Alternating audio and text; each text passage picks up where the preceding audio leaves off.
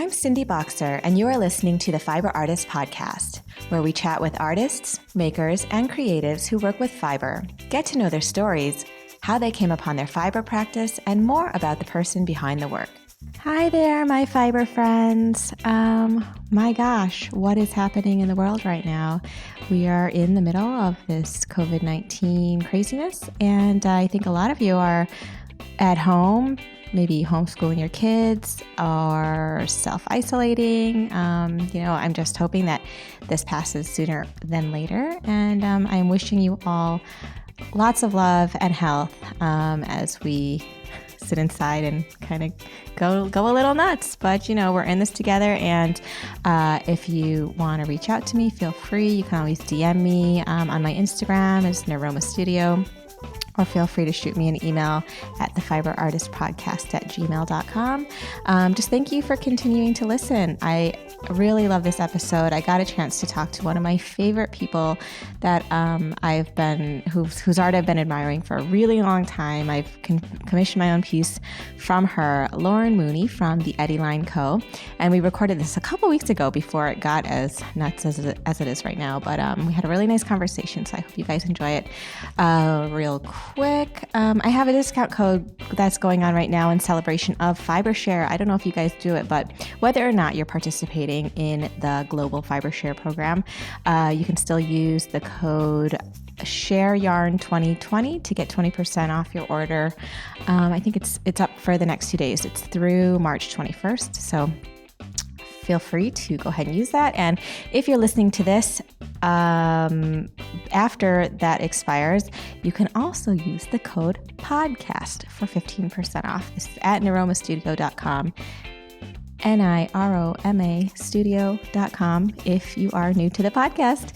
Anyway, I hope you guys are well, and feel free to reach out with any questions, concerns, comments, anything, because I think we're all kind of just hanging out.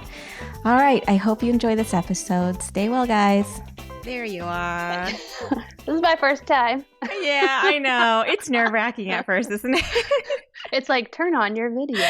Oh, this is your first time Skyping, like, ever? Yeah. Awesome. Well, maybe like back in the day when Skype was like it. Right. When they first came out with it, and we were like, What is this crazy thing? I know. Oh my gosh, how are you doing? Good, how are you? Good. I had such a hard time sleeping last night because of this freaking coronavirus thing, and I had been really calm about it up until now, and but my husband is a warrior, and so he's been like kind of freaking out about it, like quietly, but still, he keeps texting me links to Twitter, which I'm not on Twitter because I just think it's too much of a dumpster fire, and plus, like, how can I manage Twitter and Instagram? I mean, give me a break. Anyway, it was so hard to sleep, so because I woke up in the middle of the night and like an idiot, I looked at my phone and he had sent me a link. And then I went down the rabbit hole, and I was like, "Oh, is it bad up there?" No, not particularly. Okay. And like, I live in the country now, so I'm like an hour from the city, and we don't have any cases here or anything like that. It's more like people's panic, which has kind of infiltrated the community in a way. Like, like Costco is crazy and busy and empty and whatnot. So I don't know. How are you feeling about it? Well, I hate that you're losing sleep about it. I'm not. Well, last night was my first night that I couldn't fall back asleep, and I was like, oh, damn him for sending this. Well, and like, we're out in the middle of nowhere too. Yeah. So I don't know. I feel like you having kids, like sending kids to school and stuff, I mean, even without coronavirus, like, kids I feel like, bring everything. Totally. They're little germ monsters anyway, that it's like, yeah, no, it's true. I feel like if anyone's going to bring it home, it's them, because I'm mostly just sitting at home and, packing orders and kind of sticking to myself. But yeah. Anyway, I'm really glad I'm getting a chance to talk to you finally in person. We've excited. been Instagram friends for some time now. I want to say, like, I was trying to think back, like, I want to say it was like 2016, I think, when I discovered you. And I remember, here's the funny thing. I've always wanted to tell you this. We just like never had a chance, but I remember the exact moment that I saw your work on Instagram. Like, I remember it like it was yesterday, because, and I'll tell you, Casey Kirsten from Hook and Weave she and I had sort of like become friendly because we're both from Michigan. And so when I discovered her, we would like chat occasionally just because like she grew up in a town right next to mine. So I thought that was super cool that there was like another weaver who was from Michigan. And you know, by the time she had already moved to near you, I think. But she reposted your work and like I saw it and my jaw dropped and I was like, and it was like, I think it was one of the big headboard pieces that had like the undulating bottom part. Yeah. And I remember just being like, I'm gonna own one of those one day. And I was super excited to find you. It's funny too because I think we say that one was so big. It was probably 2 feet. Really? Yeah. Oh. I mean, it was big at the time. Right. But like compared to some stuff I've made now, but I know exactly. It was kind of green and like teal and gray. Yes. 2 stools. Yes. My wall. Yeah, I know exactly what you're talking about. I totally thought that was like a 5-foot piece. I guess I just never looked at the specs, but I know when I made it, I was, this is huge. Yeah. Super impactful. Well, I want to hear your whole story up to the point where you sort of discovered your like your aesthetic with weaving because it is very recognizable, I feel like, and very unique to you. So tell me, where are you from and what were you like as a kid and how did you come to find fiber art? It's been a very roundabout journey. So I was an Army kid growing up, so I was actually born in Washington State. Okay. But I lived in Georgia from middle school through college. And now I live in near Asheville, North Carolina. Okay. And did you do a lot of moving around like as a kid though during that time? No. I mean, my dad was in the Army until middle school, so it wasn't crazy. But like I lived in Washington and Alaska for a little bit. I was really young. And back to Washington and Kentucky and then Georgia. Okay. So yeah, that's quite a bit of moving. And I like middle school, high school, Georgia, went to college in Georgia. Went to college again in Georgia. And then I moved to Asheville 5 years ago. Okay. And what were you like as a kid? Like, were you super active, super crafty, all of the above, none of the above? So I have 2 brothers and I'm the middle. Okay. And we were all swimmers our whole life. So like first grade till we graduated high school, we swam year round. Competitively? Mm-hmm. Oh, nice. Yep. So that was what I always talk about, like Johnny or friends of mine now that got in trouble in school. I'm like, when did you have time to do it? Like all we did was go to school and swim. That was wow. So it was like serious. Yeah. Oh, yeah. Wow. So I was always swimming. I was always artsy, craftsy, like made everything with paper, made those little like, you know, those little plastic things that have like teeth and you stick the beads on them and then you'd iron it. Yes. Yeah. So they all stick together. Yeah. Like that kind of, that kind of stuff. Oh God, I remember that. Yeah. But I never all the school, like middle school and high school, there was like an art class. It wasn't like specific. You didn't take like a painting class. Right. It was like art class. You did everything there was to do for like a day. And because even like later I ended up going to art school and for photography and there were kids there and they studied photography in high school and like that was not a thing. Right. We just had basic art. And like I took an art class, but it was never like a thing that I didn't think people would become an artist. It was just like, that was just a fun thing to do. Right. So how did you, since your art program in high school wasn't that specified, how did you decide to go to art, like decide that you wanted to go to art school? So straight out of high school, I went to college. I was kind of at that time where everyone just said, you just need a college degree and you'll be fine. Right. Like it wasn't even specific. And I didn't want to go to college, but I was doing it because that's what you're supposed to do. Yeah. So I went to University of Georgia and I got my degree in sociology, which I was like, I liked sociology in high school. I was like, I just need a degree.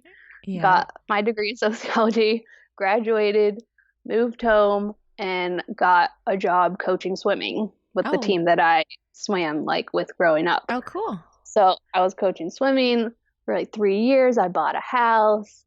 I was like, I guess this is You bought a house right out of college? I was 22. I mean, this was North Georgia. It wasn't like right, but still, I feel like that's like a really adult, ambitious move. Yeah, I mean, lots of support from my parents. But was this because was it your idea? Like is it because you knew that it would be really important to have real estate later, or you just had a dream of owning a house, or what? I think I just thought that was the next thing. Yeah. Are you a rule follower or a rule breaker? I'm a good girl, but I don't have to do what everyone else is doing. Yeah. Okay. So I think probably it was just like I had no idea what I was doing. And it was just like, okay, I'll buy a house. Wow. I mean, it was basically like the mortgage was like paying a rent. I had a roommate that helped pay. Like, It just made sense. But I did that for 3 years and I was not happy. And actually, my dad sat me down and he told me that I was allowed to change my mind. And about the house or like just about everything, like whatever I wanted to do. Okay. He's like, you don't have to stay here. You don't have to be a coach. You don't have to have this house. And so I decided to sell my house. I applied to go to art school. And so I ended up going to art school at UGA, which is where I had done my first bachelor's in sociology. Okay. So I applied and I wanted to do photography.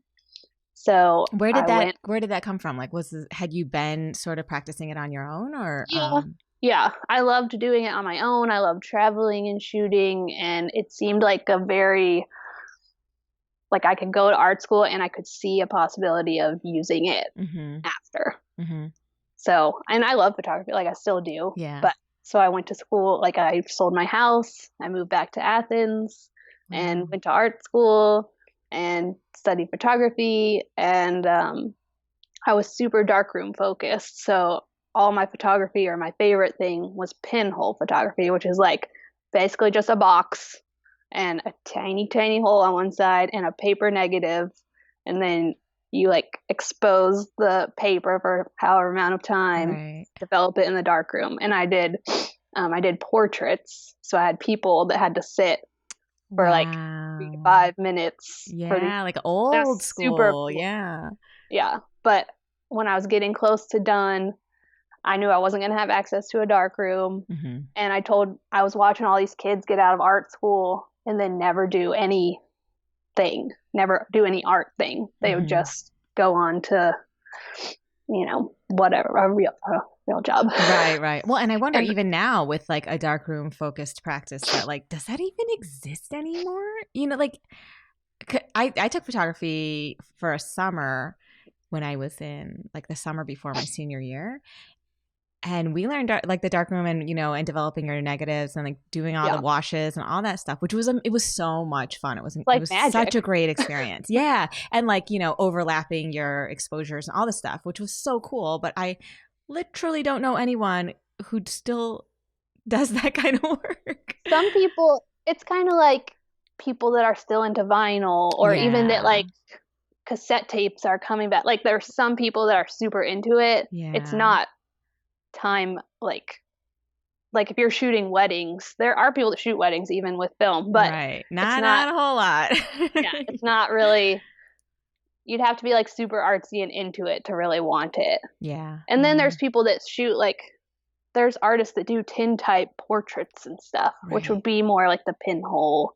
It's very specific, but it's not going to be like your big money maker. Right. You can't really scale that kind of work as well as you can digital now.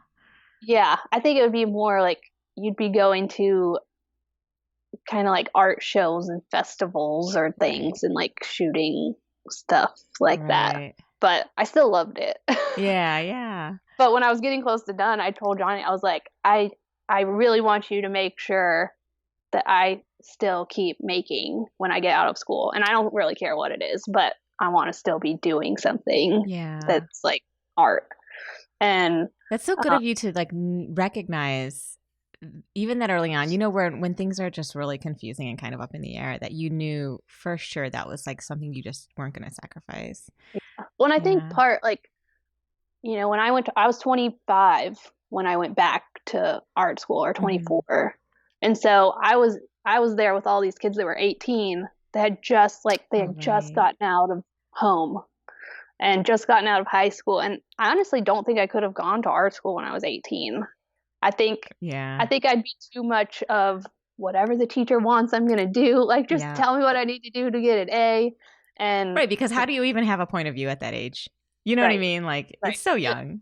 And they were like, you could tell, like, there were some that were amazing and like you just know they're artists, but others, they're just like, just tell me what to do and I'll do it. Right. Like, or they didn't even care at all. Yeah. But I think going back when I did, and not that it was that much later, but I was there because I wanted to be there and because that's what I wanted to be doing. Mm-hmm. So it was, I don't know, I loved it. But so did you go back for 4 years? So it took me 3. Okay. Because I'd already gone to school there, I didn't have to retake all the like core stuff, all the math and English kind of stuff. But it's still like it's a ton of studio classes. I mean, it's not only photography. Like, you had to take a year's worth of programs just to even apply to get into the photography program. So I took drawing and sculpture and all that kind of stuff. And I actually took one textile class. Oh, yeah? There was only one textile class you were allowed to take without being a textile major, and it was Intro to Textiles. And so it was like a week of knitting, a week of crochet, a week of embroidery, dyeing, shibori. Oh, that sounds so felting. Fun. That's so awesome. It was so fun. And it's like, and then you look across the hall and it's the room that has all the looms and everything, which I never got to touch because I was a textile major, but we were always like, that looks so cool. But I never did it. Did you, when you were experimenting with like knitting and crocheting and all that stuff, did it spark anything in you, or was it, and had you like as a kid knitted or anything like that? No. Okay. And I still like, I can knit a straight something. Like a scarf. Yeah. I know, that's about the level I'm at. I'm not even sure I can end it. I just can like keep going. And then crochet, I couldn't crochet at all. It's like something about, I mean, knitting, I could just sit there and never even look. Crochet, I felt like you had to count everything. Oh, wow. Really pay attention. And I just was like dropping stitches. Right. I feel that's how I feel about knitting. I find crochet way easier. It seems like it's either one or the other. Yeah. Maybe it's the first that you do or something. Maybe. Yeah. I don't know. Did you learn to crochet before you learned to knit? I did. Only a couple like months before I learned how to knit, though. Because maybe it's like you just get that in your head and then you don't want to do the other. Yeah, like once you get the motion of like. I'm still amazed people can make sweaters and things. Me too. I know. I bought a sweater kit from We Are Knitters over like I think I bought it in November, and I had all these. I was like so excited. I was gonna knit my first sweater this year. I have not even opened the box. It's like it's so sad. I can see it right now. It's in the corner of my studio. Just how do they even give you instructions? I have no idea. That's the thing. I'm so intimidated. I can't even open the box to look at the instructions. Like open the box. I know. Like it's a mustard sweater. I don't know. We're our own worst enemies when it comes to these things. But that's how bad it is. It's like I know I can do it because it's a basic pattern. Like they said, it's like for beginners. And I can even do like a cable. Like I know how to do cables, but for some reason I just can't bring myself to start. Well, I always hear you telling people, like make the website, go to the shop, have a work, like open the directions. You can do it. I'll get there. I'll get there before 2020, the winter of 2020, I suppose. Yeah. It's like too late now. You gotta wait till the fall. Exactly. I need some fashion motivation or whatever. Like, I don't even think I could do like a hat. But I also don't even want to. Yeah. I don't even want to like have instructions. Right. No, that's the thing. Yeah. I don't love the whole idea of having to do that. It's just the preference of knitting or crocheting over macrame for me is just that I can do it sitting and watching TV, which I just can't with like I primarily, if I'm doing macrame, I just do wall hanging. So it's not like, I'm not trying to make a bunch of keychains or anything. It's just like, if anything, I'm gonna do wall hangings, and that's going to require stand-up strength. So physical. Yeah. Exactly. Do you not watch a show or anything while you're doing macrame? Oh, I do. Okay. Or I usually like lots of coffee and loud music. Okay. Because I try to power through. I try to do like 12-hour in a row things if possible. So it would be like when my in-laws would take the kids for the weekend, I would do like 8-hour days or whatever. Yeah. Just to like, I don't know. I like going through. And like when you get in it, it's like, just make it happen. Yeah. And then like my husband would be like, are you hungry? Can we go eat? Are you going to make some dinner? I'm like, leave me alone. I know sometimes Johnny will get home and I'm like, I haven't eaten anything today, just so you know now. Don't even ask. I know, right? I'm like, I know it's not okay, but this is how it is. Totally. Yeah, no, that's the thing is that it's like once you're in that flow state, because it doesn't come all the time. So you're just like, I need it. Like all the stars are aligning where I have this block of time where I can do it and I feel motivated and I can see it all in front of me. So leave me alone, Yeah. Yeah. Oh, okay. So let's go back. So you're doing photography. Yep. And I was about to be done. And once I finished school, then I moved to Asheville. So like Johnny was up here doing river. He worked on the river and he was doing river stuff. And I was like 4 hours away in school. And so as soon as I finished school, I was going to move up here. And so I was working part-time as an editor for a wedding photographer. And so it was like perfect job. Like I didn't need to be there for it. It was perfect that I could take it wherever I went. And so when I moved up here, I was kind of doing that. But it was very lonely. Like we live super out in the middle of nowhere. I didn't know anyone here. And I had a summer that was just, I was really low and I was having panic attacks and couldn't leave my house. And had you had that experience before? Like I definitely knew that I had anxiety, which I didn't even learn until my 20s. Yeah. Like I feel like most of us don't. We don't realize it. Yeah. Well, as soon as I learned like, oh, this is anxiety, it was like so many things made sense. Even my mom felt horrible that she didn't know as a kid because just like it was just making sense about things like going to school. Right. Or like I was a competitive swimmer and like I'm really great at training. I was really horrible in competition. Oh, really? Because you psych yourself out? Yeah. I think it was just all mental. I was actually thinking that like, I wonder if all of the swimming actually in some ways helped with the anxiety because you're working out all the time. Yeah. Sure it did. We forget to do that as adults unless you're like consciously focusing on it. Oh yeah. I miss it. I'm sure it like insulated me a little bit. Or maybe if you weren't competing, you were just practicing that much. Like that would have been like the perfect. Just wearing my body out enough that it can't even like get to that heightened point. Exactly. Yeah. And it's like once I was here and started having that like I don't think I'd ever had panic attacks before. Because it was like acute.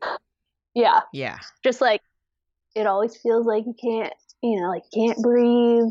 Really, it feels like for me, it feels like I'm gonna pass out. And I've passed out before in my life, so I know like that it could happen. Because sometimes you'll read stuff and it's like you're not gonna pass out, so don't you don't even have to worry about that. And it's like, but it kept me from going out. Right. Would they just come on like at random times where you weren't really? It was definitely stress.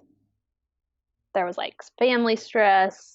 I think me moving here and being super isolated and also being in that transition, like I just got out of school. Yeah. What am I doing? Like I think just nowhere to put it, to put that energy. And like you said, like I think swimming growing up probably did, keep it from getting that far. Right. But I was like, I felt so much like I wasn't doing anything and I needed to do something. So I just started embroidering stuff, like mostly gifts for people, but just keeping my hands busy and even keeping my mind a little bit busy and felt like I was being productive. Right. And so I started embroidering first before any weaving. Okay. And how did the idea, like, do you remember a moment where you were like, embroidery, I'm going to do that? I think I had some stuff left from school because embroidery stuff is so small, so cheap, just easy access. And it's like, I already had it. I had a friend that was getting married. It was like, I needed to give her a gift. So I just had it here. Nice. Yeah. It was accessible. And so I embroidered her some stuff. And then I think I made a few pieces and probably on Pinterest, I saw a weaving first. I don't even think I saw it on Instagram. Saw a weaving and I was like, oh, I should order a loom. Ordered a loom off of Etsy, just like a 12-inch loom, which I still use. But I think I made like my one little 3-inch weaving because it came like warped already with like nice, really warp. Well, that's nice. Yeah, they all came warped. I know. It's like, oh, okay. And so I made like my little 3-inch weaving, and I was like, I need to make a giant one. And so we made like a 5-foot loom. I mean, just out of 2x4s and nails. Nice. And I made like a 5-foot piece for my mom and dad. Oh, that's awesome. So you went like right into it. Like that was your first big one. So the loom came with,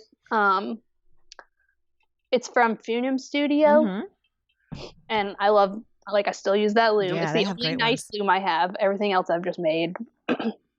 But it came with like a little booklet, and it's like, this is how you warp the loom. This is how you do your little stitch at the bottom. It showed how to do like a tassel and maybe like 3 or 4 stitches, and then how to finish it off and how to tie it onto a stick. Right. And so that's the only things I've ever read about weaving.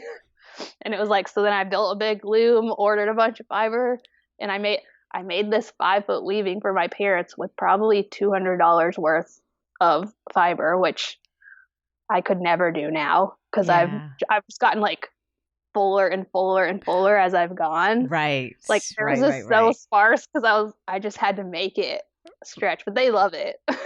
Of course, if I look at it now, I'm like, oh. Like, do you have any pictures of it? Have you ever posted it? I think I posted it a long time ago. Yeah. I'll have to look. I'll send you a picture. Yeah, I'm so curious. Or I'll just do some stalking on your Instagram. Wait, so what year is this? So we can kind of place it in context. Probably 5 years ago, 4 or 5 years ago. I'd say 4 years ago I started weaving. Okay. Oh, so I discovered you probably right after. Yeah. Yeah. I don't think it was that long before I made the one that you saw. Yeah. And yeah, that's right. And you were doing the little embroidery, like pendants? Or am I imagining that? They were just hoops. I mean, and I still have, like, there's still hoops that are from when I had been making these embroideries, and I was like, I need to open a shop. And I had started like doing some little weavings. And so like when I first opened my Etsy shop, it had weavings and embroideries. And I think it might have had some hand-dyed stuff like dish towels and I still do. Like I still have embroideries in my shop, and in the local shop that my stuff is in, I have some hand-dyed scarves and things. But at Atomic Furnishing? Yeah. Yep. We have to talk about that too. I mean, what a gig. Yeah. So 2 years ago, I've been there about 2 years. Like a little bit before 2 years ago, I was on Instagram, and somebody I followed posted this beautiful mid-century house, and it was just stunning. I just liked it because it was stunning, and like commented because it was stunning. And then Megan must have seen my comment and responded to it, and she was like, "Oh, you're local to Asheville. That's so cool." And I was like, "Oh, you're local to Asheville." And she's like, "We're doing a photo shoot at our house, and I'm looking for a piece of art, and I would love it to be local." And she ended up buying like a small roundy, kind of like the first roundy you got, like that size. Yeah. But it was like super funky, like lime green and teal. I remember that one actually. Yeah. Yep. So she bought that for her office, and because she was local, like we went and delivered it to their workshop. She wasn't there. It was only Todd. It's Megan and Todd that own Atomic. And So we just like dropped it off and we're like, okay, cool. And like went home. And I'm just like, oh, this, people on Instagram, they bought this piece from me and they're going to have a photo shoot at their house. And then probably maybe a month or two later, we have a mutual friend that lives kind of local, and they reposted a post. This is all like Instagram magic. Yeah, they reposted a post that Megan had made that she was looking for help, and she was like 3 months out from having her son, and Todd was kind of pushing her to get some help because she's a do everything herself, like very capable, strong woman. And she was looking for help, and they were like looking for someone to have photography experience, editing experience, maybe like basic sewing, and just wanted part-time. And I was like, this is like A for me, because I was starting to do my thing, but it wasn't any like, it wasn't anything big, but I didn't want to give up my stuff. Right. I also needed to get out and be with other people. Yeah. And I have photography experience and editing experience, and I like know how to use do basic sewing stuff. And so I responded to her ad and sent my resume and stuff. And I think that week I went and interviewed with them, and somehow I was just like super honest in the interview. Like, if you don't think I'm right for this, you don't need to give me this job. Like, I didn't need any extra stress. Right. So I think I was just so clear. Like, if you think I'm good for this, I would love to do it. If you don't, like, they always talk about how kind of bold I was in there. And I'm like, I think I just couldn't handle anything if it wasn't right. Right. And also just like no bullshit. Kind of just like, listen. Like I've had jobs that were just horrible, and the people treated me horribly. And and that was another thing where I got to the point where I was like, I just want to work for myself. I don't trust anyone to take care of me. But I just loved them from the beginning, and I started working with them, and it was just like 2 days a week. And I assume they remembered who you were, that they had a piece of yours and all that stuff, right? Yes. Okay. Yeah. So, but it was just weird because it's like, we always joke about how they bought a piece from me before we ever even knew each other. Yeah. Or I ever worked for them. And I started working for them and in their workshop. And so they had like a tiny workshop and store in this like kind of industrial park. Like, you would have to know it was there to ever find it. You would never be walking around shopping finding it. Right. And like one day a week I would help take apart dining chairs or upholster dining chairs or just clean or whatever. And then the next day we would style all the pieces and shoot them. They do mid-century furniture. And we would style them and shoot them and edit them, and that was it. And I just did that 2 days a week. And they're like, oh, and you can bring all your weavings and hang them on the wall, and like they could be for sale. I'm just like, you're like, okay. Wait, this is like a gallery space now. I know. I'm like, they're like, we just love your stuff. It's too good to be true, and like I'm still there, and it's still. Yeah, and I imagine it's like their family now because you've been there a couple years. They're totally my family. Yeah. And maybe 6 months into being there, they found this space in Asheville, because we were kind of outside of Asheville. This space like in Asheville, in the like antique district. Oh, nice. That's perfect. Became available, and like they're like, you want to come look at it? And they took me with them one day, and we go, and it's this 12,000 square foot like warehouse. It was like a vintage shop, but very like rustic, super cool, but like industrial, right? Like wood, unfinished, stuff. And it was dark and dingy, and they're like, we could do. They're big dreamers, and they're like, do this, and we can have vendors, and we, and we're gonna transform this space. And so the two of them and me and their, at the time, 4-month-old child, we spent a month transforming that 12,000 square feet. I think we painted for like 30 days straight. God, I'm sure. That's like so much space. So half of the space is all atomic, which is all mid-century, like restored furniture. And then the other half, we built all these booths for vendors. So we have vendors that are vintage. We have vendors that are artists. Like there's other fiber artists. I'd never met another weaver in my life. And there's like 3 weavers in there. We're all from Asheville. There's pottery so people awesome. and Judith is in there too now, right? Well, or she was? Yeah, she was. Okay. She was in the beginning, and then I think she's just amazing and doesn't even need extra. She's busy. So busy. Yeah. But there's Neil. I don't know if you know Neil Goss, that he does. Oh yeah. Yeah, so he does like those big wall installation weavings, and Ashton's in there now. Oh, good. I don't think I knew she was in there. Oh, okay, that's awesome. She's been there for maybe 6 months or so. Nice. And Taryn is in there. Taryn's in there. She's doing amazing. Yeah, it's just, and it's like everything you could want. Yeah. It's just other people like you. Yeah. And I don't think I ever had other people. Like, I had friends in middle school and high school and stuff, but there was never somebody that like was into stuff that I was into. Right. Where they really understand. So, like, I've always been a little bit on the outside, and it's like, no, these people are like me. And not only like do they make art and stuff, but they're trying to, like, everyone we bring in there, we want them to have their own business. Right.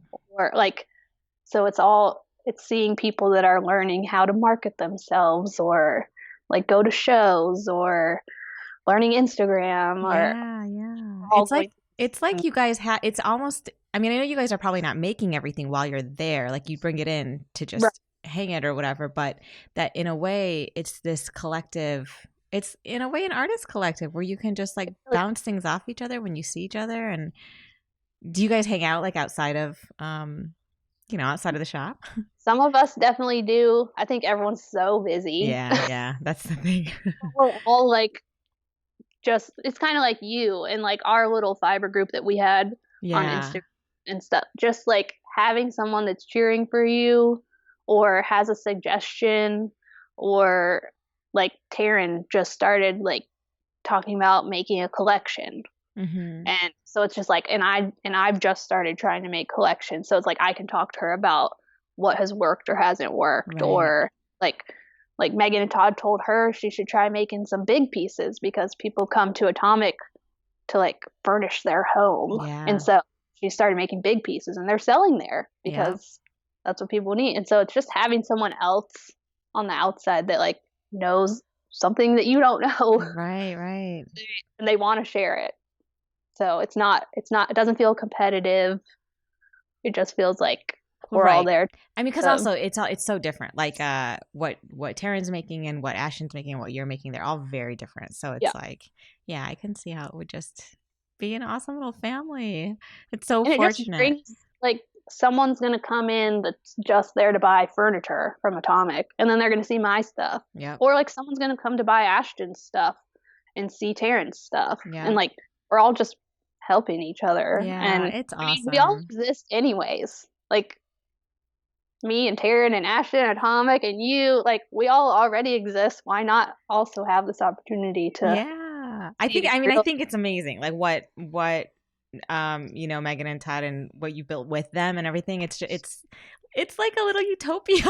I'm just proud to like get to be in there. Like it is a dream. Like, and I always am telling Megan and Todd, because they're giving us all that chance. I mean, none of us, at least me, like the size business that I have, I could never be in Asheville and have my stuff like hanging in Asheville and own a space there. Right. But because they took that risk, like all of us get to try it. Yeah. I don't believe that, by the way. I don't believe that you could have never had your work up. Like, I think it's only a matter. I'm saying it's totally different. Like, I've had a couple people ask to have stuff in shops, but then they're responsible for it. Yeah. And they also take a really big cut. Mm-hmm. And Atomic, it's like you're responsible for your little shop. Like, that's how we try to treat it. Like, that's my little store space. And they take a cut, but it's super small. Like, it's not half. Right. Like, my parents, a lot of consignment is like 60-40 and like, it's like hard. My parents live in Portland, and I used to walk around with them to all these cool shops, and it's like, why does this stuff cost so much? Yeah. And as I've gotten into the business, I'm like, it's because they're doubling their price so that they can actually get paid. I know. It's crazy when you think about it now, right? Yeah. All right, let's go back to your weaving because I'm curious. I'm talking too much. No. I love it, and I think everybody kind of it's an interesting story and also a really cool sort of like experiment in business and building like a brick and mortar in a way that supports your community and supports the kind of art that you love. I mean, I think it's. I mean, I wish I was them. You know, like. Well, and I think it's really even cool. It's even a testament just to Instagram. Yeah. Like, and I know there's lots of crap about Instagram, and there can be negative sides, but it's like I just decided to leave a comment because I really liked a space that someone pictured on there, and that made Megan like reach out to me. That helped me get a sale. Then I was connected, so I saw that there was a job opening. Like, it's just, I feel like if you think something, you got to just say it. Mm-hmm. Like, put it out there. For sure. And not everything's going to come into some big thing, but no, but you have to put it out there. For you to reach out. Yep. Yeah. 100%. And just another thing about, you know, how great Instagram is, even amongst all the bad stuff, is that like we can have this conversation and I know everybody that you're talking about already. And I'm over here, you guys are over there. Like you're all in Asheville and I'm over here in New Jersey. And I'm like, yeah, that person. Yeah. And like, you know, it's cool. It's very cool. Because that, like, you get to be part of that family too, even if you aren't in Asheville. Yeah. Like I feel like I know all of you. And it's like I've known you for 4 years and this is the first time I've ever talking to you, like, to your face. Yeah. I know. It's the coolest thing. All right. So back to the weaving. So you make this big piece for your parents. Yes. At this point, did you still like, how were you feeling emotionally at the time? Are you still like kind of going through this high anxiety period? And just, I guess tell me what happens from there and then how you then start developing your style. Yeah. So I think that a really bad time was probably like a full summer. And I think I was a year out from that when I got my atomic job. Okay. So I probably had a year of just trying to do my own thing, like stocking my Etsy shop and trying to sell pieces in there. And I did the editing for just a little bit and then that dropped off. So I was just doing my own thing. Did you consciously, were you like, I don't want to do the editing anymore?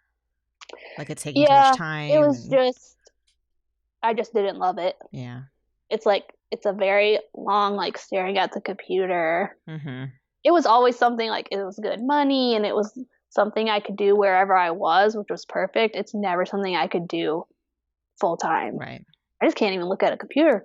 Yeah. And it's a lot of just sitting there. My brother is a coder. And so he's looking at I don't know how, like.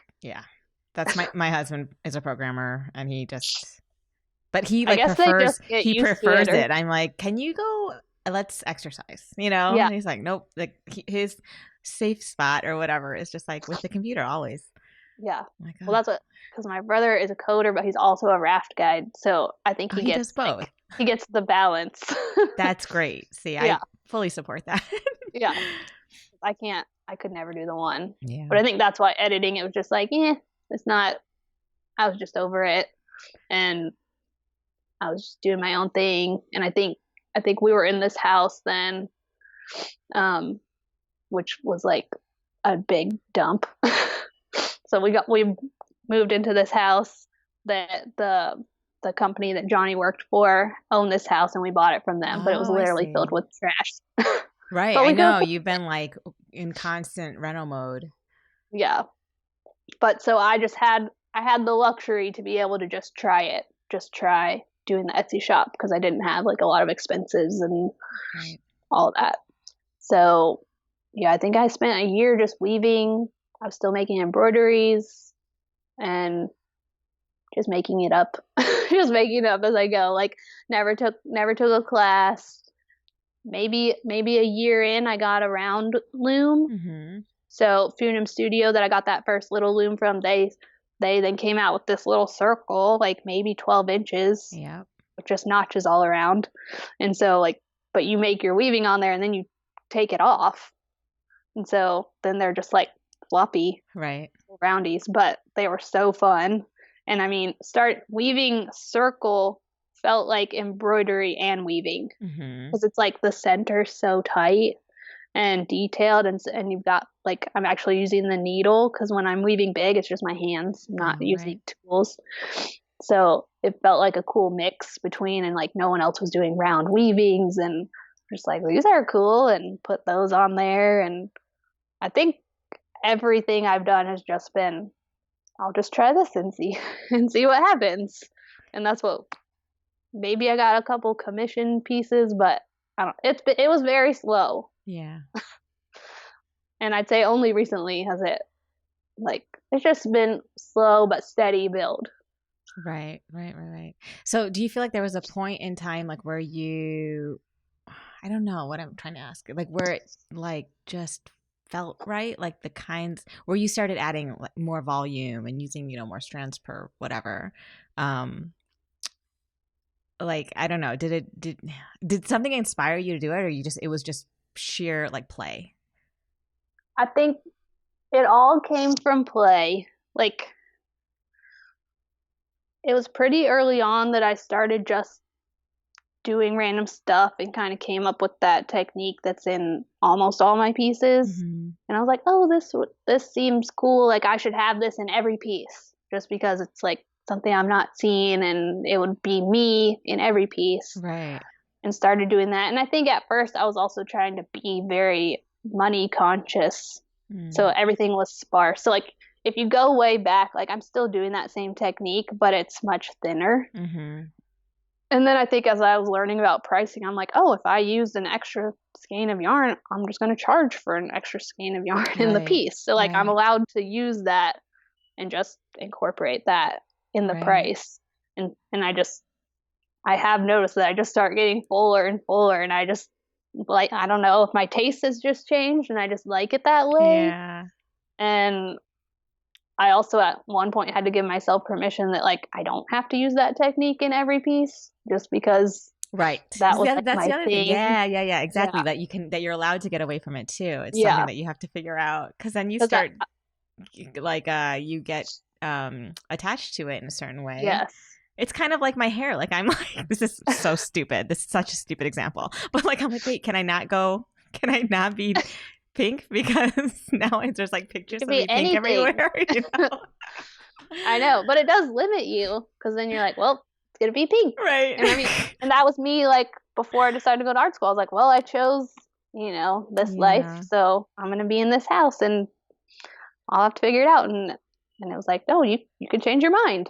Like, I mean, the pieces I'm making right now, the puff pieces aren't woven at all. Yeah. Like, I would still call it fiber art, and there's still a lot of work involved, but they're not woven, and they're definitely not woven with that technique that like I always use in everything else. Yeah. And it's so fun. So fun. I love those pieces. Yeah. They're so fun to make, and they're happy. And I mean, I still want to do, like, even while I was doing those puffs, I was doing that big moon piece, which is very me, like very typical me. Yeah. But I like having both.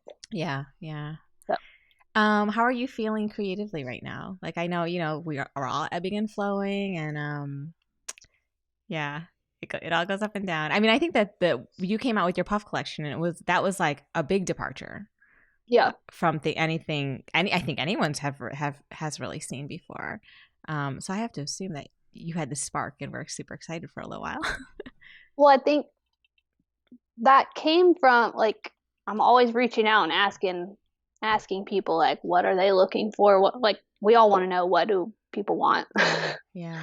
And a lot of people have been suggesting to me framing pieces. Like, I think there's some people that get fiber art and they are cool with it being weird, and that it hangs from a stick, or that it is round, or, but then there's all these people that don't even know what fiber art is. Yeah. And maybe it coming in a frame, like, could make it more understandable, or I don't know. A bunch of people had suggested framing to me. And I just I really rejected it, because in my mind, a frame is like with glass on top. Right. And for me, I like to go super 3D. Like my stuff is at least 2 inches deep, if not more. And so then it's like, oh, glass, like that seems weird. And then you lose it. And so I just had frames in my mind, like just trying to come up with what do I do to frame? But I didn't know. And I was out antique shopping with my mom and my sister-in-law. And there's this like set of bowls sitting there and they're beautiful wood. And I was like, those look like frames. And I'm like, I don't know how I'm going to do this, but like that could be a frame. It's going to be something. Yeah. Oh, that's so awesome. And I think it's just because frames was in my mind that I knew when I saw something, it would say frame and they looked like frames. And my mom and my sister were like, you're a crazy person. And I'm like, they're frame. I'm like carrying all these bowls. Like, these are frames. They're like, Lauren, they're bowls. Yeah. And still in my mind, I was like, I'm going to make weavings and they're put them in these frames.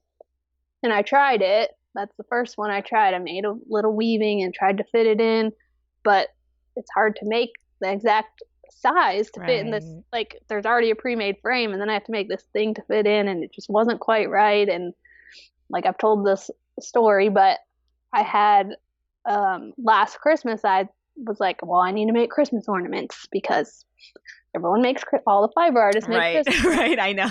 And I'm in this retail space where people go and buy Christmas gifts too. So I'm like, I need to have Christmas ornaments to have at Atomic. Right. So I made like 20 of them. And I was like, listen, I didn't even like doing it. It just felt like I had to do it. Yeah. So I did and I brought them there and like I literally sold one. Oh God. And so I just brought them home and put them on a shelf. And like our house is pretty small, so our back room like is all my work storage, which is also our bedroom is back there. So there's this shelf with the whole stand of my Christmas ornaments for like a year. It's just sitting there, so I can like lay in bed and see the like 20 pieces that I wasn't able to sell that I didn't even like. You know, I don't even remember what those look. Did you post them? Oh. Maybe I did in story. I mean, obviously I was proud of them. Right. You know, but they were just back there. And so then I had bought these frames. And so I'm like laying in bed and I'm like looking at these ornaments and I have these frames that I've got to figure. And I'm like, that, like, if I combine this with this frame, like this could be some cool, weird fiber art. And I just like took the ornaments like as they were and stuffed them in there. And I'm like, well, this is kind of how it would be, but obviously I need to do some work. Right. That's how those puffs came about. It was like my whole shelf of failure that stared at me for a year and people telling me they wanted frame pieces, but me not wanting traditional. Yeah. And so, and they're so fun to make. It combines vintage with me, and like I live in this world now of vintage, like bringing vintage back to life, which is super cool, and people love them. It's much more accessible. Like my mom was asking why do I think people like love these pieces so much, and I think they're so accessible. Like I love to make really big pieces which are so fun, but not everybody can either have a big piece or even have the space for it. But it's like, this is a very small but super fun, weird piece of fiber art. And it's just... Right. I know they're so versatile too, because you can have it be like an object sitting on a table, or you can put them on the wall. It's like, they're so fun. Yeah. Because some people are... What a eureka moment. I love that story. Like, I didn't know that story actually, that you were, that you combined the ornaments and... Yeah. I don't make ornaments now. Yeah. See, like this year I was like, I'm good. That's not my thing. Like, and some people, they're great at them and they make beautiful fiber ornaments, but it's not like, if it's not your thing, you don't need to your time on it. It's so funny because it's like, you just kind of have to trust your gut, because you're sitting here and saying like, there was no joy in making them. I wasn't proud of them. Like there's all that, but then you have to fight with like, oh, but I have to be marketable. It's the holidays and all that stuff all mixed in. It's hard. It's hard to find out, like to figure out without having some of those quote unquote failures, because it's not really a failure. It's more like, a learning experience, you know? Right. And it was a very small, like, trying to make an ornament is a very small undertaking. Right. For an experiment. And it's like, it is still worth trying it. And obviously it turned into something else, but it's not. Yeah. And you never know until you try it, right? Yeah. Yeah. And some people like make a huge business in their Christmas piece. So, but it's okay for me to learn that, like, that's not my thing. Yeah. Yeah. And maybe one day it will be, but in a completely different, you know, like a different format or whatever, you know. Right. Totally. Yeah. What frustrates you right now? Oh, finding balance. Like you were asking if I feel inspired right now, or and I feel very inspired. I was telling Johnny the other day that I feel burnt out, but I don't feel burnt out on weaving, and I don't feel burnt out on my other job. Like, I still have ideas, I still want to do it, but I'm just exhausted because I'm doing it all, and there's no break, which I put on myself. What's a typical day for you right now? I know you're working at Atomic. Is it half the week or? Yeah, so I'm at Atomic at least 3 days a week. Okay. And so that's like Wednesday, Thursday, Friday. And so, like, the last couple of weeks when I was gearing up for the puff launch, the other 4 days are totally doing that. Okay. Other than that, I try to give myself like 1 day off, and then, but other than that, I'm just working. Only one, yeah. Do you still swim at all? I don't. So that was just like 3 days ago. I was like, something's wrong with me. Yeah. But like, I don't feel okay. And again, like, none of it has to do with my art. Like, I feel if all I had to do was make art, I've got a lot in me right now. Like, I'm ready to do that. But I was like, I just don't feel like myself. And Johnny's like, you either need to find a pool and we need to get you there, or the closest pool is 45 minutes from us. Like, it's just not possible. Seriously? Yeah. And so actually Megan gave me a hand-me-down treadmill, and we went and picked it up yesterday. And so like, when I was in college, I ran. And so when I met Johnny, I was a runner, and like, I used to make time for that all the time. But we don't live in a great, like, we live in the middle of nowhere, but not a great place for me to just like go out the door and go running. Okay. So we got the treadmill from her and put it down in the basement. And so hopefully that will be my new, like, he's like, you just need to make time to do something for you that's fun. Yeah. Yeah. Because I mean, I love, like, and not to say that my jobs and stuff aren't fun, but no, there's not something like a personal about care thing. There's something about exerting yourself physically. Yes. In like an exercise capacity, if that's like hiking or running or swimming or whatever, like getting the heart rate up. And the thing is like, I used to kind of think this was BS, and you know, in your 20s, it doesn't matter. I don't know how old you are. How old are you? I'm 33. Okay. So yeah. So you're getting it now. I think it's like, as you get into your 30s and 40s, it becomes this essential thing. Like I think it only hit me in the last like 2 years, right? I'm 40, but in the last 2 years, I'm realizing more and more that, like, I used to be able to give or take exercise, or it would only be for vanity. Yeah. You know, just whatever, you know, I have a nice body, whatever. But now it's so much more about like mental health and balance and feeling normal, that like, now it's if actually I miss, like being nice to yourself. Yes. And if I miss not a like torture thing, it's like a totally fear. And like, you enjoy it, you feel good afterward. And for me, it's patience. Like, if I don't exercise like 3 days in a row, I have the shortest fuse, and I hate everybody. That's where I'm like, I came home and I was like, I just felt like I was mean. Yeah. And you know, I didn't do anything crazy, but I'm just like, I just don't feel right. Yeah. And it's like, I think I've just got to that point. And I do, like, I love to go hike when I can with Mabel and take her out. But it's also like, now the time has changed, but you know, it's been super dark. It's been dark and cold. Yeah. Days, and exactly. It's like, I just need an option for when getting outside isn't an option. Yeah. I mean, that's my number one. Just getting outside. But Yeah, so hopefully more running. Yes, definitely. I went swimming. It's just too, like, I just don't live in the... I can't believe the nearest pool is so far away. That's insane to me. Yeah, we're north of Asheville. Like it takes me 30 minutes to drive to the workshop for Atomic, and it's 45 minutes to the store. Okay. Is there a gym with a pool or something near Atomic that you could do it on those days? I think there's a Y there, but I also don't know if I want to give more time to those days. You know, because I'm already working like an 8-hour day and doing an hour of driving, and to give up my home time. But yeah, that's what I mean about trying to find, obviously, balance. I don't know if that's even a real thing, but finding some kind of doing something that's caring for myself. Right, yeah, for sure. It's just important now, and it's like not even important. I absolutely believe it's like essential now. Yes. You know. And I think even for all the things, for anxiety, for your mood, for dealing with your family, or even for creativity. Like, I feel like in those moments where we're not looking at our phones and, say, taking a walk or a run or whatever, is when the ideas come.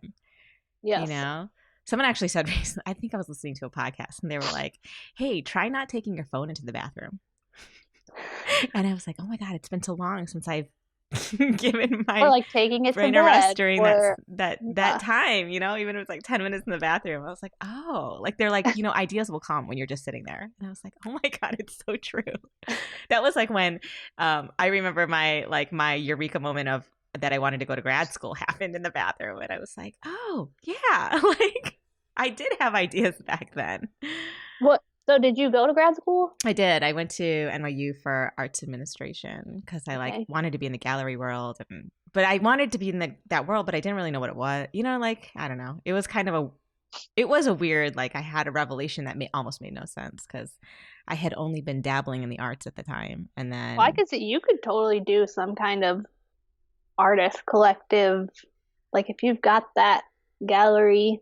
Yeah, and you've got that connection, and you like. I'm having. Like, no, I'm over it. No, well, yeah, I'm over it in the sense that what that looks like in New York City. I don't want that because I am not that kind of like schmoozer.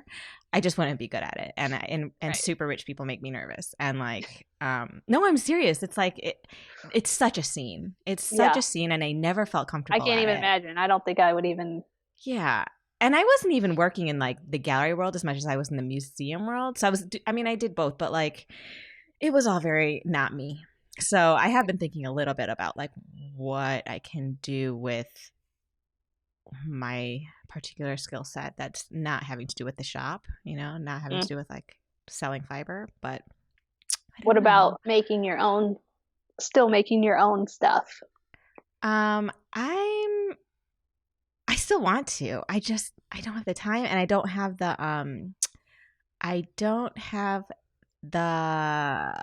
how do I put it? I need to hire someone. I talk about this. I feel like I've been talking about this for a year, that I need to hire someone to just like help me pack orders, and that will free me up to then like, you know, update the website. Like my website has so many much functionality. Time.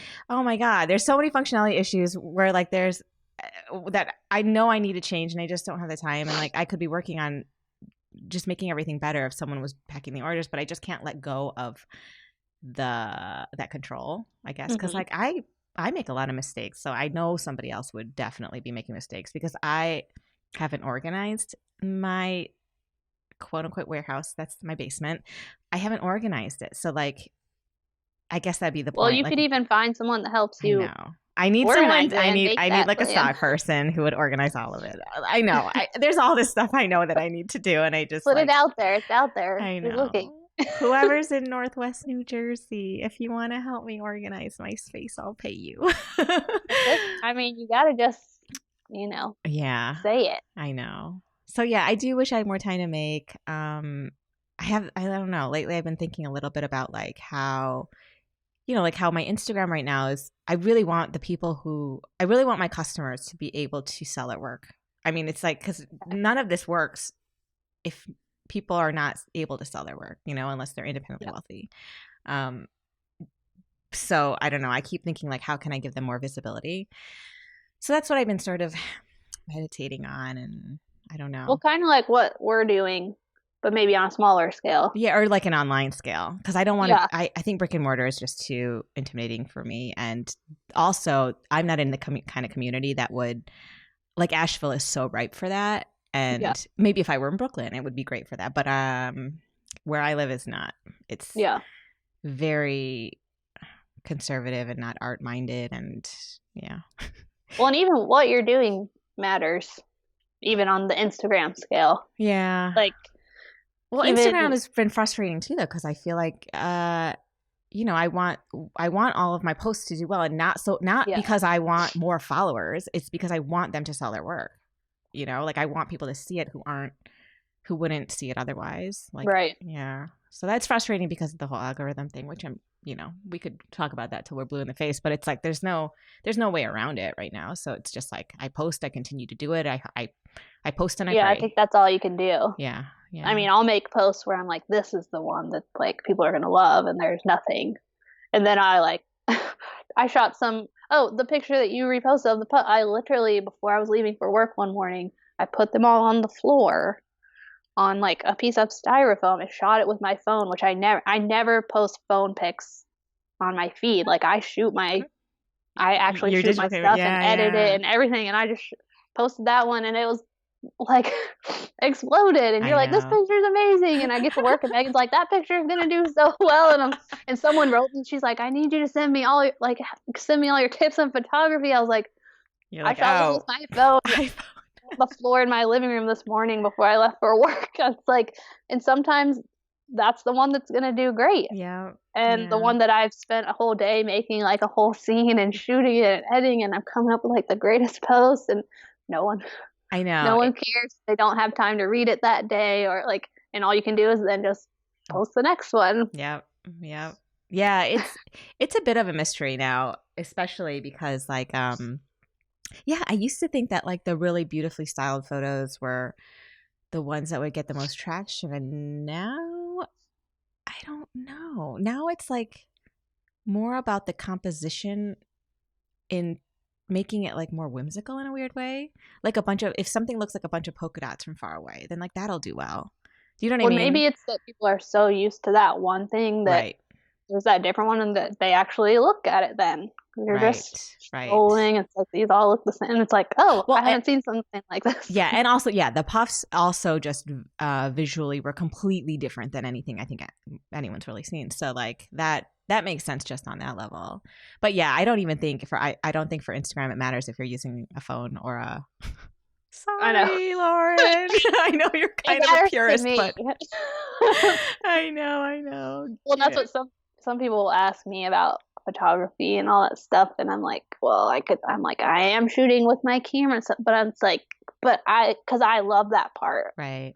I don't think it's necessary. Like, I know that people shoot stuff with their phone, and I mean, everything in stories, I'm just shooting with my phone. I'm probably in my pajamas. I'm on my front porch. Like, it's fine. But I do that part because I love it. Is the photography part. Right. Yeah. But I don't think it's so easy to just do it with whatever you have, and that's what you just have to do it with what you have. It's true. I shoot everything on my phone. My husband makes so much fun of me because he's a director of photography, for film. So I use his lights. At least I have good lighting, but that makes all the difference. Like, but he just sees me like editing on my phone. Your works great. Yeah, but it's funny because he's like, "What?" He's like, "Oh, you're so professional." I'm like, "Shut up!" Like, I got to do this quickly, so let's get to it. Yeah, exactly. What is something? And this can be actually non-fiber art related if you want. I'm just curious about like, what is something that you've changed your mind about recently, or as you've gotten older and more experienced in the world? Like something you used to think that you now think differently about? Oh man, a lot of things. For work, I changed my mind about thinking that I needed to only work for myself and work from home and be like 100% Eddy line. Mm-hmm. I mean, and that was me reaching out to Atomic and applying for the job there and doing 2 or 3 days a week. It took the pressure off. I mean, I still put pressure on myself as an artist and for my business, but originally starting out with the Eddy line, my goal was to make enough money to pay for our house each year with the Eddy line. And we don't live in a fancy house, so don't think too big. But that was my goal. Mm-hmm. And I mean, that's a little bit of pressure. But then when I got the Atomic job, it was like 2 days a week. And it's guaranteed. Like, I don't make any money at Eddy line if my pieces don't sell. Mm-hmm. So, like, I could work every single day, put pieces up every single day. And if they don't sell, I don't make anything. But I go to work at Atomic and I send in I worked 8 hours and I get paid for 8 hours. And so it was guaranteed. Like, I was basically going to make enough to cover our house for the year with that job. And so it was then like, oh, then I can just do anything with Eddy line. Like, and it didn't make me do less. It made me want to do more, but it just took that pressure off. And I still think of what I could do if I was working probably not 7 days a week, but 7 days a week on my own business. Like, I could do more, but I wouldn't give up what I've gotten there. Yeah. Like, I need the people. I need not just the Megan and Todd, but like all the artists that I get to be connected with and small businesses at Atomic, and just realizing that I needed that. And so it's okay to say, I'm not just going to be a full-time artist. Like, I'm also going to do some other stuff. Right. That was big. I know. I think so many people, so many of us think that we can just kind of put our heads down, do our work, and it's going to be great. But then you see all this stuff, like, or you feel all of the things that you're lacking then, like your community and just interaction with people and so much that you can share when you're actually around people. Yeah. I mean, that's made all the difference. Like, I would work there for free. Yeah. That is a huge difference from 2 years ago. Yeah. That's great. And I think it has changed my art. Like, I get inspired from seeing other artists. I'm actually in this world, like, seeing humans come in shopping and seeing like what they're looking for. And because, I mean, there can be a difference in what, in my mind, I want to make and what people in the world actually need. Right. And what do you think? What's been like the biggest revelation in that sense? Like, what do you think the customers want right now?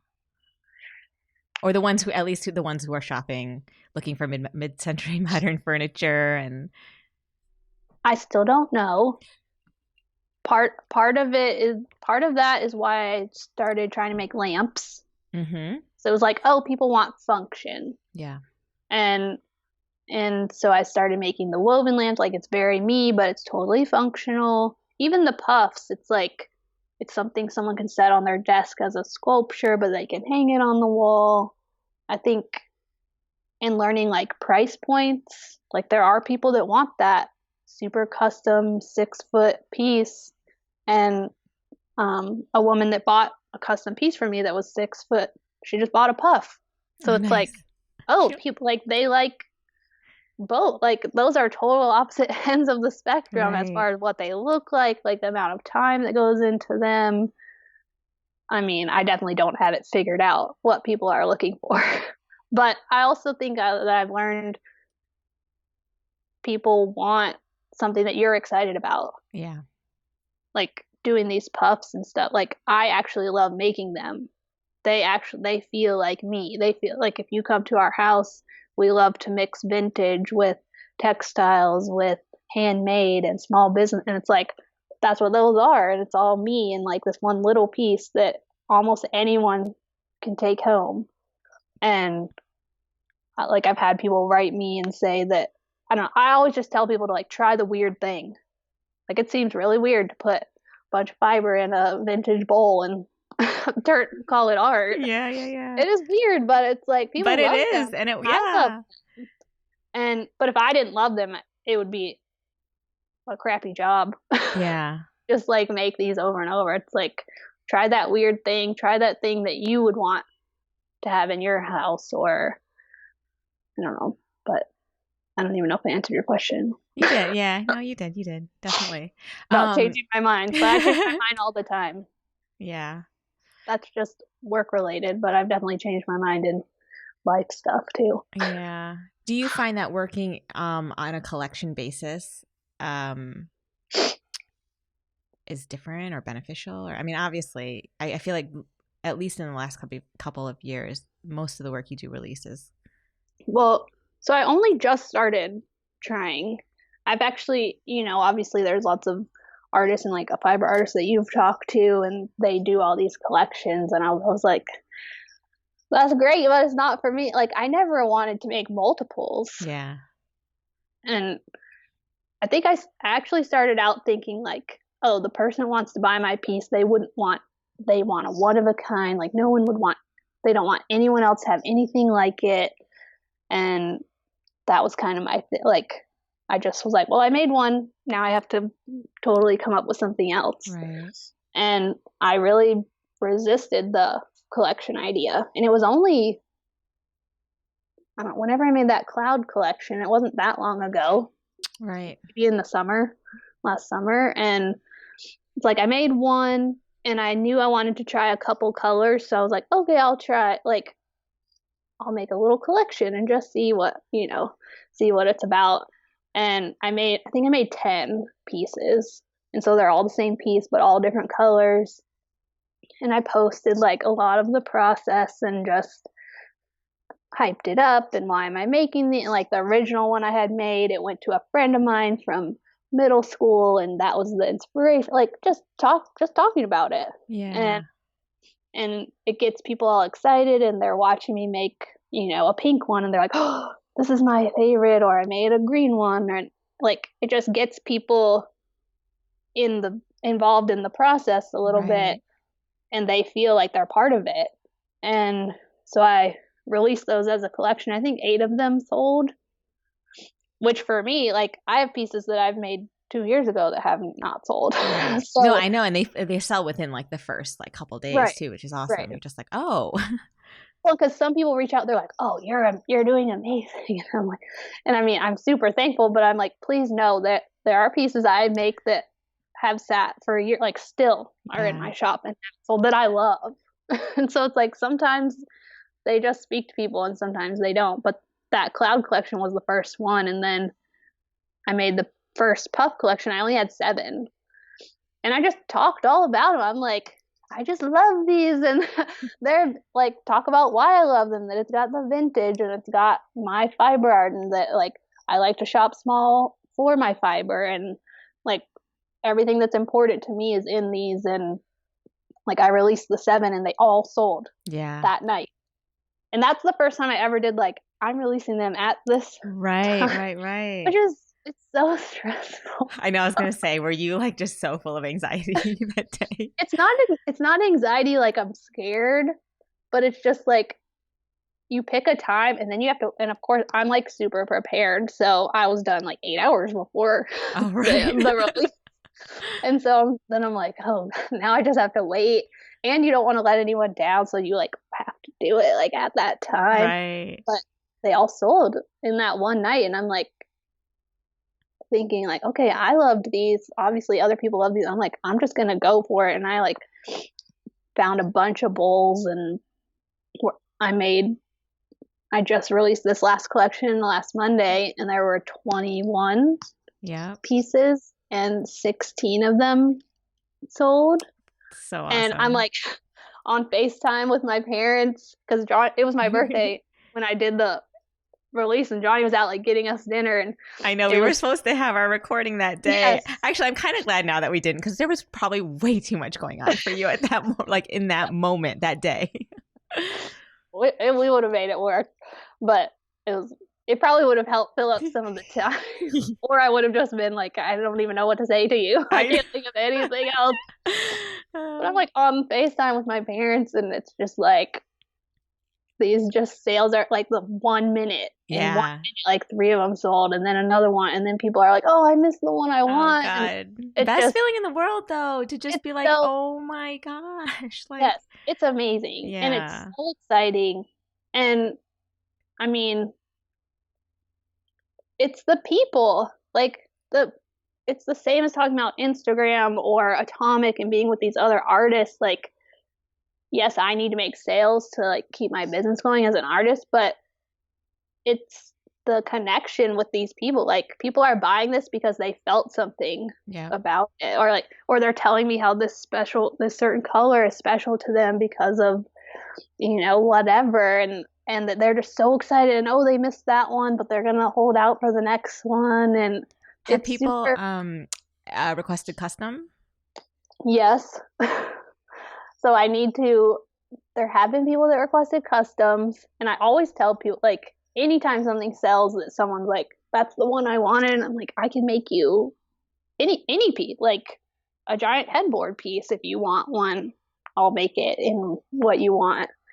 But there's been requests for custom puffs, so I think I've never been that maker that's like just got a list. Yeah. Never.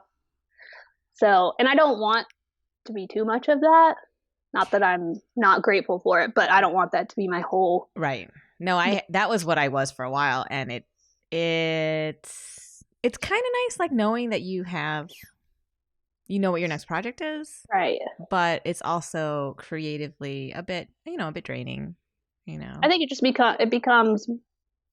It's just a different process. Yeah. Even pieces I've remade in the past, it's very different making the second one. Yeah. Well, because you take out the excitement of like figuring something out, or that new thing that you're looking at that you just made that you're like, whoa, where did that come from? Yeah. You take that element out of it, and it takes a bit of the spark and the joy out of it. But I guess it's like if you can find a balance between doing both, but that would require having like all the time in the world. Yeah. Yeah. But I do think, obviously, I do see a benefit to doing a collection. Yeah. And I've had a few people recently that I've talked to about, because they're like, oh, maybe I should try one. I'm like, you should try it. Yeah. I don't want that to be my whole, like, I still want to make a one-off giant moon piece. I'm not going to make 10 of those and put in, like, set a launch date. I want to make that for someone special because she wanted a moon. Right. But it is nice to have that also, where I kind of get in this production mode. Like yesterday, I spent all day just putting the holes in the back and sanding and oiling. Like, they're all prepped, and I got to do it all in one day instead of like at a time. Yeah. There's something to be said. It's like if you have a shipping day, and you're just in that mode, and you would just package tons of stuff rather than one at a time. Yeah. Yeah. So it does make sense, but I want both. Yeah, I know, definitely. Oh my gosh, we've been going for like an hour 15. Let's go into just, I guess, a couple questions just randomly about you. What is something really like weird or quirky about you that people don't really know? I was listening back to some of your other podcasts, and when you asked Lauren Williams, and she said she's a counter. Oh yeah. And I'm like, I'm a counter. And I think only Johnny maybe my parents know that about me, but I like count things on my fingers. And so, like, I'll be sitting with Johnny and like doing this, and it's like I'll count the letters on a sign, and I have to keep counting them until it like ends. Gets to the end. Yeah. Finger and stuff. But she just made me feel like not that makes both of us normal, but I'm not alone. That there's like other people that count stuff. I get it. I totally get it. I don't count, but I have a tap. I have a tap rhythm. It goes pinky, thumb, ring, pointer, middle. But I do that over and over again. That's the rhythm. I'm not counting it though. It's just like I do those. I do those 5, and then the middle goes twice. So it goes but I don't know it. Does it what? Just if you're bored? I do. It's not conscious. It's not conscious at all. My husband will always be like, we'll be watching TV, and he's like, okay, fingers. Like, that's out, because I like I'm counting something, but I'm counting it like tapping it with my fingers. Right, like your brain is following think about along. it. He's like, "What are you counting right now?" Oh, that's so funny. I know. See, I feel like that's probably, that's an anxiety thing for sure. It's partial. Yeah, it's like gotta fill up some kind of space. Yeah, a little bit of OCD there. Are you like a messy or neat living person? I'd say fairly neat. Okay. I work in our house, so as I'm like staring at all my stuff in the corner of our living room, but it's all like put away. Mm-hmm. Someday, studio. Yes. I would really love to build like a little studio just outside our house. Oh yeah, totally. Just because stuff. Do you have a room in your house that can be transformed into that right now, or it has to be like a separate build? Yeah. So our house is only 2 rooms. So it's like the room I'm sitting in is our living room and kitchen. Oh, okay. And we have 1 bathroom. And then the back room is like our bedroom, laundry, and all the storage. So like all my work stuff is usually back there. It's just out here because I've been doing all that production stuff. But it's hard. Like I have to put it away because I can't sit. It's hard to be sitting here like watching a show at night looking at what I'm not done with. Right. Well, and then your photography setup is outside. How do you do that in the winter and like with weather? I guess it's all covered? Yeah, so we have a really big cover. Our house used to be a rafting outpost. Okay. So it has a really big covered porch outside for like, I guess if people were, hanging out while they were checking in, there's a lot of space. I mean, probably as big as my living room is covered outside. Oh, okay. So yeah, I just bring my wall, just wheel it out there. Oh, God, that sounds like so much work. If I had to set up and break down each time I had to take a picture, I'd never get it done. That is the other thing about doing the collection. It's like I made 1 setup and shot 21 pieces on it. Yeah. Whereas any other time, I'll make 1 piece and make a whole setup and do a whole shoot just for that. Right. So, I mean, it feels like a lot, time. But I did 21 pieces worth of kind of the same amount of shoot and edit and all that stuff. Right. But yeah, I do shoot everything outside. If we build a studio outside, we might just make like one of the walls on the outside of it be the photo wall. Yeah. So because I just love to shoot outside, but at least then the wall would be permanent. I don't have to like wheel it. Right. No, I know. That's like, it just sounds like too much work. It's a lot of work. I think it's just one of those things that like I care about it. If your stuff is small, like I have a little tiny white brick piece that I didn't fit on my big photo wall. So if I shoot something small, I just like carry that little thing out there and shoot on there. Yeah. But I make a lot of big stuff. Yeah. Well, so it's been a week since you released your collection, which is almost sold out. Do you already know what you're doing next? Or are you sort of thinking about what's next in terms of what you're going to make? So I plan to make many more. I need to go through the list of people that requested a custom puff. I want to make a collection that's just for Atomic.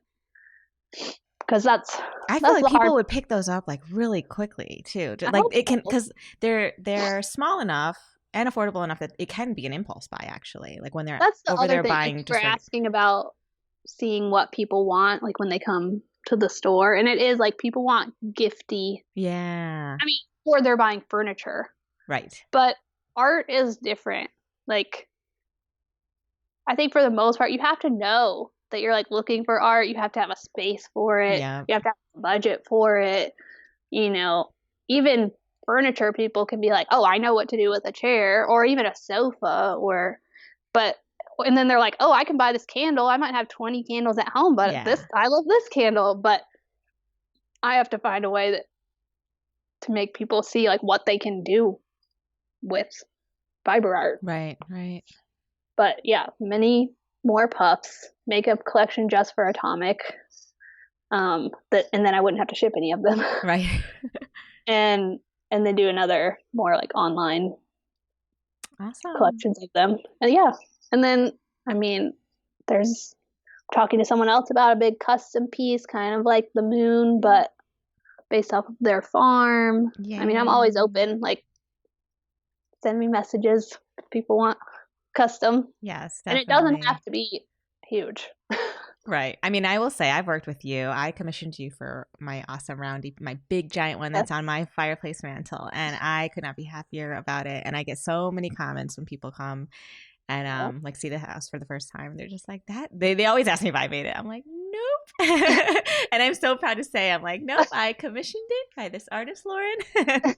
Yeah. But it's all your fiber. It is. It is. Like, that's cool. Yeah. Well, not all, but it's mixed in there. Yeah. Well, what's next on your list? Mine? Oh, God, I don't know. I need to figure out.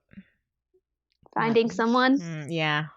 That you know what? That should be next on my list, but it's probably changing my website template because people cannot find the select options button and they're like, how do I buy things? I'm like, oh my God, my website is so bad. It's hard.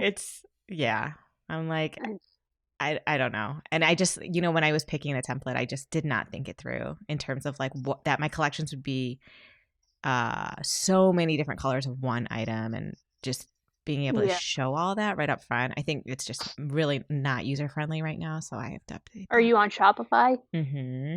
Okay. I am. So I kind of want to do one where they have the color swatches that you can see immediately, but then they're not that accurate because it's not like a picture of the fiber. It's like it's an HTML color. I don't know, whatever. Anyway, very technical. It's just like a square of the color. Yeah. Okay. Like, you know how, because like it'll show up on the website as little circles where you pick your color, but that color is not based on your photo. It's based on, you have to match it to an HTML color. I know. And there's just not enough variety because like the color is so nuanced and like, yeah, it's crazy. And it's about texture for you. And yes.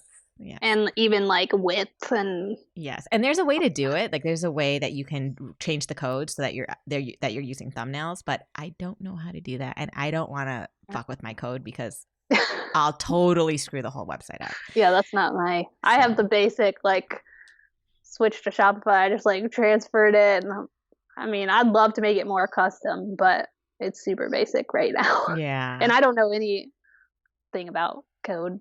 Yeah. I feel like when you're just showcasing art and doing like one like each listing is one item, it's like stuff you do. Exactly. I feel like you can do that pretty simply. Mine's just, it's gotten way more complex than I ever thought. I never thought I would be offering this many fibers. Right. Well, and it's just hard to buy. Like it's hard to buy fiber online. Yeah, it is. It is. I know. So yeah, figuring all that out is what's next for me, I guess, and hopefully continuing. I think you can put it out there also, like looking for someone, and that doesn't mean you have to say yes to someone. Yeah. That's true. Like you could put it out there, and they might all respond and be crazies, or you might find like the one, and you're like, "This is exactly who I was looking for." That's true. It's hard because it's in the house, and the house is a mess, and then whatever. But I guess that person could just help me organize all of it. So. But the right person, that would be like their jam. Yeah. You'd find the person that loves organizing. Right. And this would be like their dream. That's true. I need to find my polar opposite. It's true. Just seeking polar opposite. Yeah. Someone who loves organization and thrives on color coding things. Well, I hope you find them so that you can find your joyful moments. Yeah. It doesn't have to be all work. You can be making art while I'm running. Yeah. Yeah, we'll get there. Finding your balance. I think it's a forever search. Endeavor, yeah, for sure. Yeah. Yeah. I mean, I have to say that I've done a lot in the last year in terms of making sure that I have at least 2 days a week where I'm like active, even if it's like an hour a day or whatever. I can't go without it, or I'm an insane person. Like, and I don't even mean that. I'm not even exaggerating. I become like super mean, and my poor kids. Like, I just, I'll have no patience, and it's like, that's not their fault that I didn't get to go to yoga, Yeah. So. That's how luckily Mabel makes me go out. Yeah. So. Kind of the benefit. But I still want to do, like, I need more than a dog walk. Where you're like really getting your heart rate up and like getting some of that stuff out. Yeah, for sure. All right, girl. It's been an hour and a half and I need to go pick up my kids. But I just want to say thank you for coming on the podcast. I'm so happy that we got a chance to finally talk. Before we go, can you let people know where to find you? Yes. So on Instagram, I'm the Eddy Line Co. EDDY. And the same theeddylineco.com is my website. Awesome. Lauren Mooney, everyone. Yes, Lauren. Yes. Thank you so much. Not the Eddy Line. Thank you, Cindy. And thank you for always being supportive. And I mean, I know you have dreams for bigger and better or different, but it does, whether a post that you repost from an artist does like well or not as well as we hope, like as someone who's started from nothing, anytime you have like reached out or posted, that alone is encouraging. Yeah. So anything else that comes from that is bonus, but it does matter that you're even acknowledging people art that they're trying to make. So I'm thankful. So.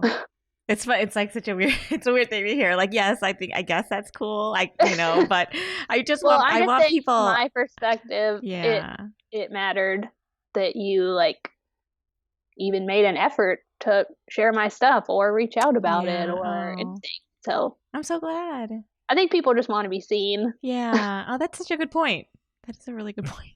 And not like I need to be seen by millions, but just like a person saying, "Oh, I see you and I see what you're doing and it's good." Like, you're right. It matters.